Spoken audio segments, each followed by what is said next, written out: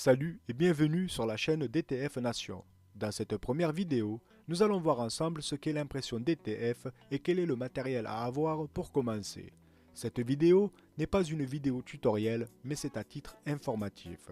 Si vous souhaitez de plus amples informations et de renseignements, il vous suffit de rejoindre le groupe Facebook DTF Nation en cliquant sur le lien qui se trouve dans le descriptif de la vidéo.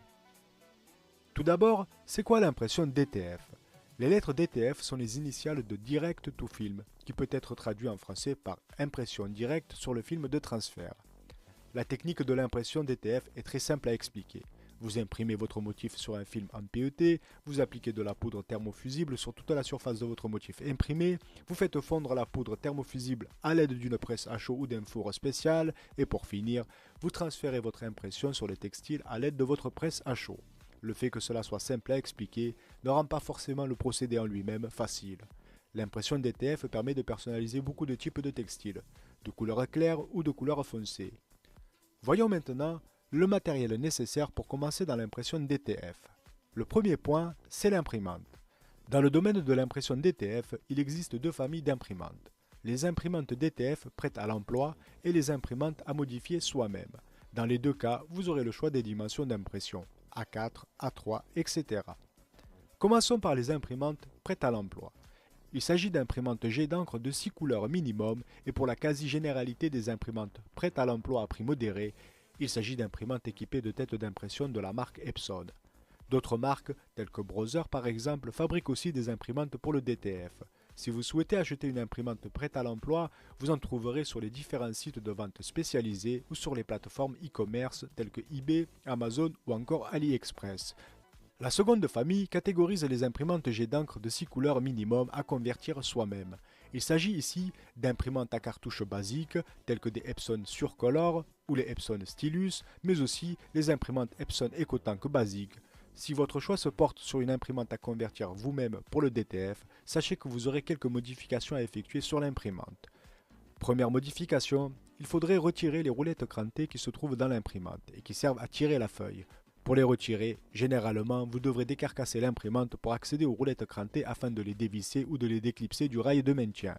En seconde modification, vous devrez modifier le collecteur d'encre et pour cela, vous devrez déconnecter le tube du collecteur par défaut afin de le connecter via un tube et un connecteur plastique acheté par avance pour faire évacuer l'encre perdue, soit dans un flacon ou soit dans une bouteille en plastique.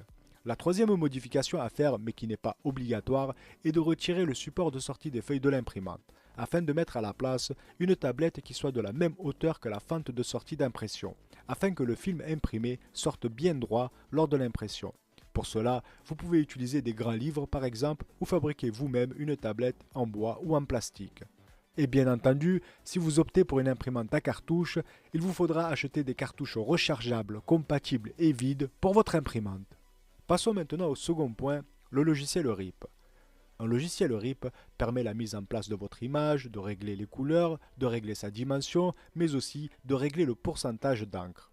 Malheureusement, les logiciels tels que Photoshop ou GIMP par exemple ne peuvent pas imprimer la couleur blanche. Si vous souhaitez commencer dans l'impression DTF, vous devez posséder un logiciel RIP. Si vous achetez une imprimante prête à l'emploi, selon le site d'achat, l'imprimante pourrait être fournie avec un logiciel RIP. Dans le cas contraire, le site d'achat pourrait vous dire quel est le logiciel RIP compatible. Mais si vous souhaitez convertir vous-même une imprimante basique en imprimante DTF, sachez qu'avant de choisir le modèle de l'imprimante, vous devrez d'abord vérifier que votre logiciel RIP le prend en charge.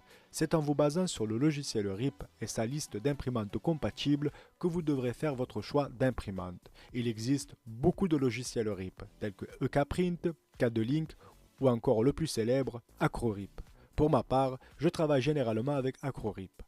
Je vais vous montrer la liste des imprimantes prises en charge par le logiciel AcroRIP dans sa version 9. Si par exemple vous utilisez AcroRIP, vous ne pourrez donc pas utiliser d'imprimante qui ne soit pas listée par le logiciel AcroRIP. Dans l'impression DTF modifiée soi-même, c'est vraiment le logiciel RIP qui vous fera choisir l'imprimante à acheter pour ensuite la modifier. Voyons maintenant le troisième point, les films PET. Les films PET sont disponibles sous la forme de feuilles A4, A3 ou encore en rouleau. Pour faire simple, une imprimante normale utilise des feuilles blanches en papier. Dans le domaine du DTF, l'encre devra être imprimée sur un film en PET.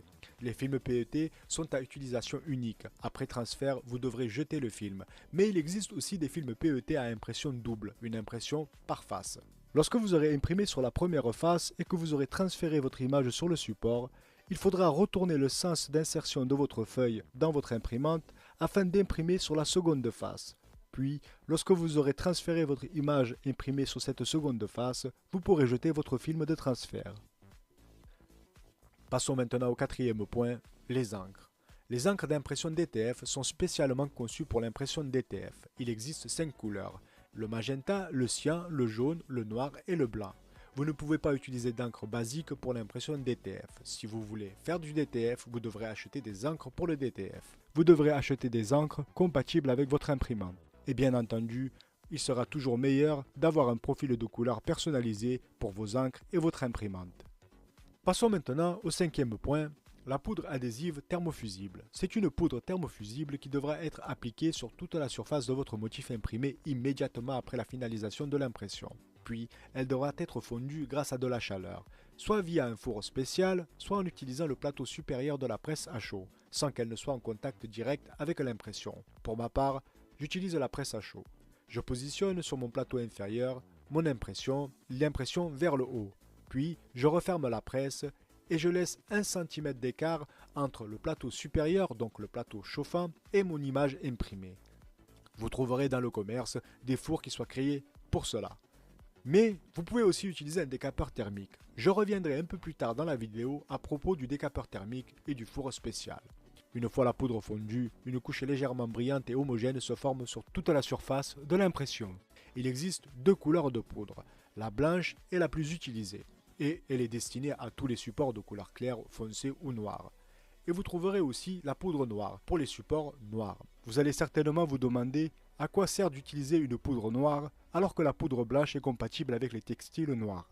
En fait, c'est votre façon de faire et vos configurations qui vont vous amener à utiliser ou non la poudre noire.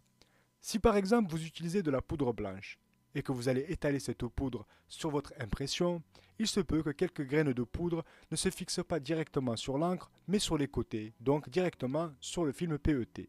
Lorsque vous allez chauffer votre film PET, soit sous la presse, soit avec un four spécial, ces graines vont fondre. Mais lorsque vous allez transférer cette image, donc votre film PET imprimé, sur votre textile noir, encore une fois sous la presse, ce qui va se passer, c'est qu'en fait tout ce qui a fondu vont venir se fixer sur votre textile de couleur noire. Et lorsque vous aurez terminé la pression à chaud et que vous allez retirer le film PET, vous allez remarquer qu'il y a quelques petits pointillés par-ci et par-là, généralement des petits pointillés brillants, et ça, c'est pas forcément joli. Et alors que si vous utilisez la poudre noire, ce qui va se passer, c'est que ces petites graines qui s'éparpillent à gauche et à droite sur votre film PET et non accrochées à l'encre vont tout simplement fondre, mais étant de couleur noire, ils ne se verront pas. Mais avant de choisir ou non l'utilisation de la poudre noire, il faudra d'abord effectuer des tests d'impression et de transfert. Il existe des différents grains. Vous trouverez des poudres blanches ou noires avec des grains très fins ou des poudres avec des grains standards. Personnellement, j'utilise toujours les grains standards. Nous allons maintenant passer au sixième point, la presse à chaud. Il vous faudra une presse à chaud plate. Vous en trouverez dans les sites e-commerce ou dans les sites spécialisés. Les prix varient selon les modèles et les qualités. Pour ma part, j'utilise des presses achetées à moins de 200 € et j'en suis totalement satisfait. Elle me sert à faire fondre ma poudre et à transférer mes images sur mes supports. Si la question que vous vous posez est « puis-je utiliser un fer à repasser pour transférer une impression sur un vêtement ?», la réponse est oui.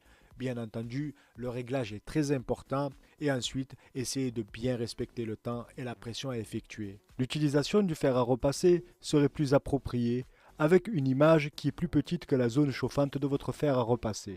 Si maintenant votre image est de la taille d'une feuille A4, sincèrement, je vous conseille encore une fois fortement l'utilisation d'une presse à chaud. Il faut savoir maintenant que si vous ne possédez pas de presse à chaud, vous devrez trouver une solution pour faire fondre la poudre thermofusible. Dans ce cas, je vous conseille d'acheter tout simplement un décapeur thermique. Par contre, le réglage de la température du décapeur thermique est très important. Le mouvement ainsi que la tenue du décapeur sont aussi très importants.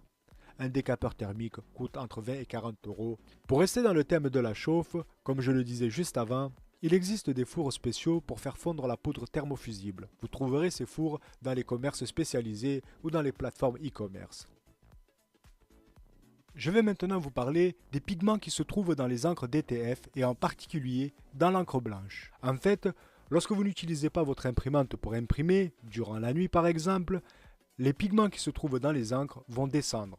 Il est donc très important de toujours remuer vos encres avant l'utilisation. Par exemple, si vous vous réveillez le matin et que vous voulez imprimer, pensez à déclipser vos cartouches d'encre et à les remuer 1 à 2 minutes avant de les reclipser et de lancer votre procédure d'impression. Et si durant la journée, pendant 2-3 heures, vous n'avez pas utilisé votre imprimante, pensez à toujours remuer vos cartouches d'encre. Bien entendu, si vous souhaitez procéder à une impression. Si maintenant vous avez une imprimante EcoTank et qu'il n'est pas possible de remuer les réservoirs d'encre indépendamment de votre imprimante, il vous suffit tout simplement de lever l'imprimante à 10-15 cm et de faire des mouvements circulaires pendant 1 à 2 minutes afin de bien remuer toutes les encres. Et pour terminer, nous allons maintenant parler de maintenance.